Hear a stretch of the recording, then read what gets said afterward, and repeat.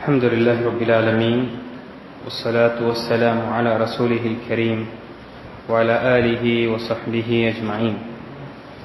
وعن أبي هريرة رضي الله عنه قال قال رسول الله صلى الله عليه وسلم إذا اشتد الحر فأبردوا بالصلاة فإن شدة الحر من فيح جهنم. متفق عليه. وعن رافع بن خديج رضي الله عنه قال قال رسول الله صلى الله عليه وسلم أصبحوا بالصبح فإنه أعظم لأجوركم. رواه الخمسة. وعن أبي هريرة رضي الله عنه أن رسول الله صلى الله عليه وسلم قال من أدرك من الصبح ركعة قبل أن تطلع الشمس فقد أدرك الصبح ومن أدرك ركعة من العصر قبل أن تغرب الشمس فقد أدرك العصر. متفق عليه. Abu Hurairah ரலியல்லாஹு அன்ஹு அவர்கள் அறிவிக்கின்றார்கள், ரசூலுல்லாஹி ஸல்லல்லாஹு அலைஹி வஸல்லம் கூறினார்கள், நிச்சயமாக வெப்பம் அதிகமாவது என்பது இது நரக மூச்சை விடுவதினால்தான். ஆக எப்பொழுது வெப்பம் அதிகமாகுமோ தொழுகையை நீங்கள் தாமதமாக தொழுகையை நீங்கள் வெப்பம் குறைந்த நேரத்தில் தொழுது கொள்ளுங்கள். இந்த ஹதீஸ் புகாரில் வரக்கூடிய ஹதீஸாக இருக்கின்றது. அன்புக்குரிய முஸ்லிம்களை நாம் தொடர்ச்சியாக தொழுகையுடைய நேரங்களை பற்றி நாம் பார்த்து கொண்டு வருகின்றோம்.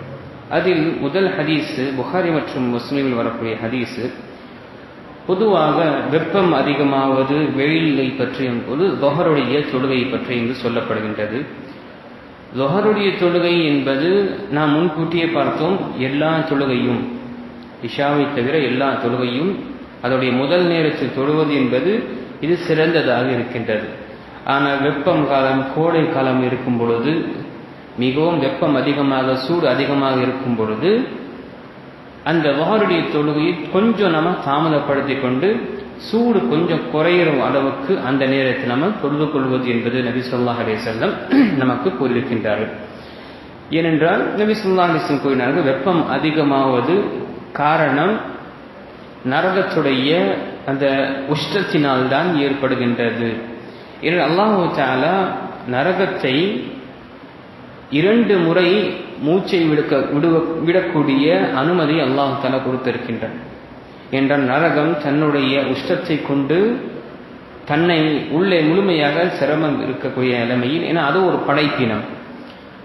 அது அல்லாஹு தஆலா வருடத்தில் 2 முறை மூச்சை, ஒரு முறை மூச்சை விடுவதற்கும் இன்னொரு முறை மூச்சை இழுப்பதற்கும் அனுமதி அல்லாஹு தஆலா கொடுத்திருக்கின்றார். இது புகாரில் வரக்கூடிய ஹதீஸில் மற்றும் முஸ்லிமில் வரக்கூடிய ஹதீஸில் பதிவாக இருக்கின்றது. இப்போ எப்பொழுது மூச்சை விடுகின்றதோ நரகம் நமக்கு வெப்பம் அதிகமாக நாம் உணர்கின்றோம். எப்பொழுது மூச்சை இழுக்கின்றதோ அந்த நேரத்தில் பனி அதிகமாக இருக்கின்றது, அதை நாம் உணர்கின்றோம். இதை நபி ஸல்லல்லாஹு அலைஹி வஸல்லம் கூறினார்கள், இது மறைவான விஷயம். இது மறைவான விஷயம். நரகம் ஒரு படைப்பினம், இது மூச்சை விடுகின்றது, இழுக்கின்றது. அல்லாஹ் இதற்கு அனுமதி கொடுத்திருக்கின்றான். இது நாம் மறைவான விஷயம், இது நாம் ஈமான் கொள்ள வேண்டும். எப்படி சூரியன் இது ஒரு படைப்பினம், ஒவ்வொரு நாளும் மறையும் பொழுது அல்லாஹ்விடம் அனுமதி கேட்கின்றது, யா அல்லாஹ் நான் எங்கு உதயமாகினோ அங்கே செல்லட்டுமா அல்லது இங்கிருந்து நான் உதயமாகட்டுமா என்று கேட்கும் பொழுது அல்லாஹ் தஆலா எங்கிருந்து நீ உதயமாகினாயோ அங்கே நீ சென்று உதயமாகு என்று அல்லாஹ் அதற்கு கட்டளையிடுகின்றார். ஆக முதல் விஷயம் அறிந்தோம், எப்பொழுது வெப்பம் அதிகமாக இருக்குமோ சூடு அதிகமாக இருக்குமோ அந்த நேரத்தில் லுஹருடைய தொழுகை கொஞ்சம் தாமதப்படுத்திக் கொள்ளலாம். ஆனால் அதனுடைய நேரத்திற்குள் தொழுது கொள்வது சிறந்தது. அது இரண்டாவது விஷயம். இரண்டாவது ஹதீஸை பார்த்தோம். நபி ஸல்லல்லாஹு அலைஹி வஸல்லம் ராஃபி இப்னு ஹதீஜ் ரலியல்லாஹு அன்ஹு அவர்கள் அறிவிக்கின்றார்கள், நபி ஸல்லல்லாஹு அலைஹி வஸல்லம் கூறினார்கள், அஸ்பிஹு பிஸ்ஸுப்ஹி ஃபஇன்னஹு அஅஸமு லிஉஜூரிக்கும். நீங்கள் தொழுகை ஃபஜ்ருடைய தொழுகையை அந்த சுபஹ் வந்த உடனே தொழுகுங்கள். சுபஹுடைய நேரம் ஃபஜ்ருடைய நேரம் வந்த உடனே நீங்கள் முற்படுத்திக் கொள்ளுங்கள், தொழுது கொள்ளுங்கள். அது சிறந்த முதல் நேரத்தில் தொழுவது என்பது சிறந்ததாக இருக்கின்றது. அப்போ ஃபஜர் வரும் வரை நாம் காத்து கொண்டு இருக்க வேண்டும். ஃபஜ்ர் என்பது அன்புக்குரியவர்களே நாம் பார்த்தோம், வானத்தில் மெல்லியதாக ஒரு வெள்ளை நிறம் நாம பார்ப்போம். ஃபஜருடைய நேரத்தில் மிக மெலிதான இருக்கக்கூடிய குறைவான இந்த ஒளியில் வெள்ளை நிறத்தை நாம் பார்க்கும் பொழுது அது ஃபஜருடைய நேரம். அந்த நேரம் வந்த உடனே தொழுது கொள்ளுங்கள். சொல்லக்கூடிய விஷயம் என்ன? ஃபஜருடைய நேரம் வந்துவிட்டதென்றால் நீங்கள் அதனுடைய முதல் நேரத்தை தொழுது கொள்ளுங்கள். உங்களுக்கு இதற்கு சிறந்த அஜர் கிடைக்கும்.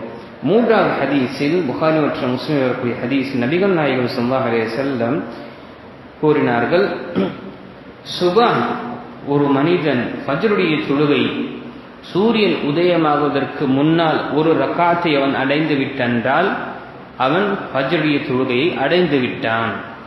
அதே போல அஸருடைய தொழுகையை சூரியன் மறைவதற்கு முன்னால் ஒரு ரக்காத் அவன் அடைந்து விட்டான் என்றால் அவன் அஸருடைய தொழுகையை நேரத்துடன் தொழுதது அதனுடைய அஜர் அவன் அடைந்து விட்டான் என்று நபிகள் நாயகம் ஸல்லல்லாஹு அலைஹி வஸல்லம் கூறினார்கள்.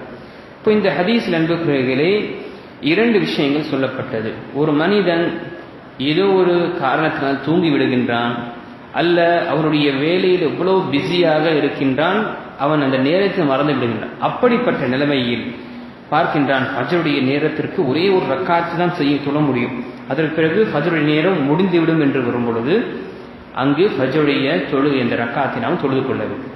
உடனே அந்த ரக்காத்தை நாம் தொழுது கொண்டோம், ஒரு ரக்காத்தை நாம் தொழுது கொண்டாலும் அதற்கு பிறகு சூரியன் ஆனால் நாம் தொழுகையை அதனுடைய நேரத்தில் தொழுதோம் என்ற அஜர் நமக்கு கிடைக்கும்.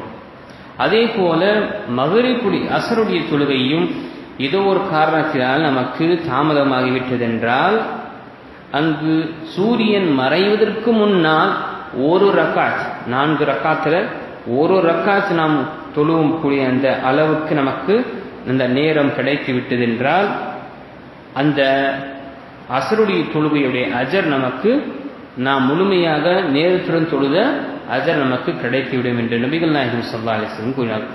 இப்போ இந்த இரண்டு காலம் அன்புக்குரியவர்களே யாருக்கு மறந்துவிட்டான், மறதியில் ஆகிவிட்டான் என்ற ஒரு காரணம், மார்க்கம் குறிப்பிட்ட ஒரு காரணம் இருக்கக்கூடியவர்களுக்கு அவர்களுக்கு இது அஜர் கிடைத்துவிடும். ஆனால் ஒரு மனிதன் வேணுமென்று தாமதப்படுத்தக்கூடியவன், எந்த ஒரு காரணமின்றி கடைசியில சொல்லக்கூடியவன், இப்படிப்பட்டவன் அவன் குற்றம் பிடிக்கப்படுவான். ஏனென்றால் நாம் ஹதீஸில் பார்த்தோம், அஸருடைய தொழுகை எப்பொழுது ஆரம்பிக்கின்றது? ஒருவருடைய நிழல், ஒரு மனிதனுடைய நிழல் அந்த மனிதனுடைய அளவுக்கு அதிகமாக ஆரம்பித்து விட்டதென்றால் அதிலிருந்து அஸருடைய தொழுகை ஆரம்பிக்கவும் நேரம் ஆரம்பிக்கும். எதுவரை? சூரியன் முழுமையாக மஞ்சள் நிறம் ஆகும் வரை. இது பொதுவான நேரம்.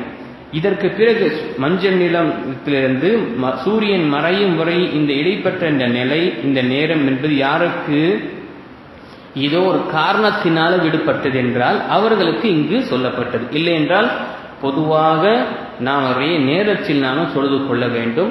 ஏதோ ஒரு காரணத்தில் பயணத்திலிருந்து வருகின்றோம் அல்லது ஏதோ ஒரு பிஸியாக இருக்கிறோம், மறந்து விட்டோம் என்று இருக்கும் பொழுது அங்கு இந்த நேரத்தில் தொழுது கொண்டோம், ஒரு ரக்காத் நமக்கு கிடைத்து விட்டாலும் நாம் முழுமையான அந்த அஜரின் கூலியும் பெறுவோம். எடுத்துக்காட்டாக அஸருடைய தொழுகைக்கு மக்ரிப் வருவதற்கு அல்லது சூரியன் மறைவதற்கு 2 நிமிடம் இருக்கின்றது. 2 நிமிடத்தில் 4 ரக்காத்து தொழ முடியாது. அப்படி இருக்கும் பொழுது ஒரு ரக்காத் அங்கு தொழக்கூடிய நேரம் நமக்கு கிடைத்து விட்டது. இன்னும் சூரியன் மறையவில்லை, 1 நிமிஷம் 2 நிமிஷம் இருக்கு. ஆனால் நாம் ஒரு ரக்காத்தை தொழுது விட்டோம். மற்ற 3 ரக்காத்து சூரியன் மறைந்த பிறகு நாம அதனுடைய கண்டினியூவாக தொழுகின்றோம் என்றால் நாம நேரத்துடன் தொழுத அந்த பொறுப்பை நாம் செய்தவர்களாகவும் அதனுடைய அஜர் நமக்கு கிடைத்தே ஆகும். இது எப்பொழுது? திரும்பவும் நான் கூறுகின்றேன், காரணம், மார்க்கம் கூறிய காரணம் சரியான காரணம் இருந்தால், தகுந்த காரணம் இருந்தால். ஆக இந்த ஹதீஸில் பார்த்தது நேரத்தை பற்றி நாம் பார்ப்போம். இன்ஷா அல்லாஹ் வரக்கூடிய காலத்தில் நாம இன்னும் இதை பற்றி குறிப்பாக தொழுகை உடைய நேரத்தை பற்றி இன்ஷா அல்லாஹ் நாம பார்க்க இருக்கின்றோம். எந்தெந்த நேரத்தில் நாம் தொழக்கூடாது, எந்தெந்த நேரத்தில் தடை செய்யப்பட்டது என்ற விஷயங்கள் நாம் பார்க்க இருக்கின்றோம். அல்லாஹ் தஆலா சொல்லக்கூடிய விஷயத்தை அமல்படுத்தக்கூடிய தௌஃபீக்கை கொடுத்தருள்வானாக. ஆமீன். வாஹிர் தஅவானா அல்ஹம்துலில்லாஹி ரப்பில் ஆலமீன்.